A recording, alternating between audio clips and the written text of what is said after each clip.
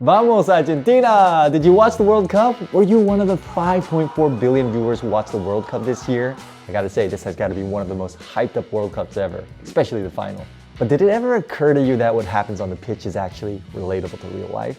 Yes, it is. You're gonna feel this, especially if you play the game yourself. Especially if you're feeling a bit lost in life right now, trying to reach goal after goal after goal until one day you find yourself goalless. You don't know where's your place in this vast universe. Did I just expose you? Sorry, I was actually talking about myself. I play football. This is a nice football, nice and cheap, good for practice. 99% of the time on the pitch, you're off the ball. Only 1% of the time are you on the ball, shooting, dribbling, passing, doing things we call football. But in fact, it's the 99% of time off the ball which determines the other 1%.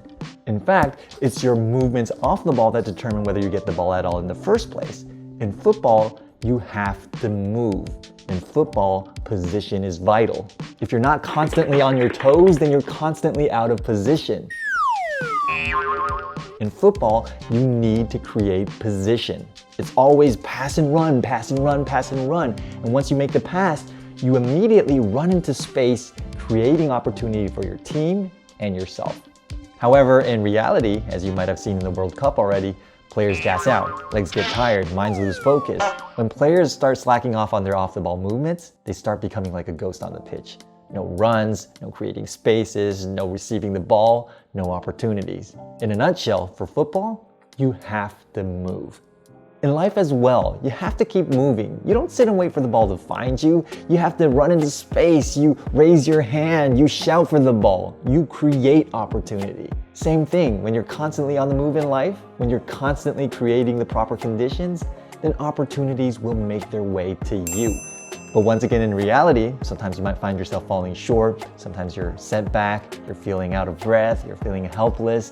We've all been through days like these. But on the contrary to what your gut might be telling you, oh, time out, I need to rest. Sometimes, actually a lot of the times, what you really need is to keep moving. Run, Forrest, run! Keep running to the next spot. Keep creating proper conditions for potential opportunities. Sometimes to move is to rest. That's how opportunities are created. We don't sit and wait for something magical to happen. We go out there and we make it happen. Yes! So for instance, say you're managing a business on social media. A lot of the times it's challenging because you could be doing exactly what worked yesterday, but today you're finding yourself falling short. You might have had a viral video that took off last week, but this week your last video is bombing harder than World War II. Your subscribers might have grown by 500% the year before, but now you're losing followers. This is a crazy fickle business, and it's hard not to dwell on the good and bad of it, especially when your finances are tied to it. No! But if there's one thing this business might have taught me, that would be you hit a target, you move on to the next one. When you succeed, you celebrate for the night, and you move on to the next project. When you fail, you hang your head for the night, and the next morning you get up, you plan out the next route to move on to. It's like football. You pass and run, you pass and run, you pass and run. You have to always be on the move. You have to always be getting into the right position to receive and create opportunity. And that's the way life is too. And that's my 3 minutes of advice to you. Sometimes to move is to rest. God bless you. Peace.